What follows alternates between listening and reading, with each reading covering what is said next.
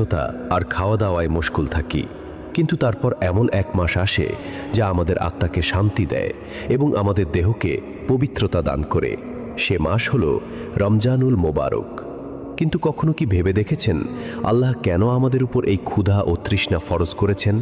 এর পেছনে কি হিকমত আছে, কি সওয়াব আছে, আর এটি ছেড়ে দেওয়ার পরিণাম কি? চলুন আজকের এই আলোচনায় ইসলামের ইতিহাস ও হাদিসের আলোকে বিষয়টি জানি। ইসলামে রোজা শুধু পেট খালি রাখার নাম নয়। আল্লাহ তাআলা হাদিসে কুদসিতে বলেছেন, রোজা আমার জন্য আর আমি এর প্রতিদান দেব। ভাবুন তো, যখন প্রতিটি নেক কাজে সওয়াব ফেরেশতারা লিখে রাখেন, সেখানে রোজার পুরস্কার স্বয়ং সৃষ্টিকর্তা আল্লাহ নিজের জিম্মায় নিয়েছেন। জান্নাতে একটি বিশেষ দরজা আছে যার নাম আর রাইয়ান। কিয়ামতের দিন ঘোষণা করা হবে, রোজাদাররা কোথায়? শুধু তারাই সেই দরজা দিয়ে প্রবেশ করবে। প্রিয় নবী সাল্লাল্লাহু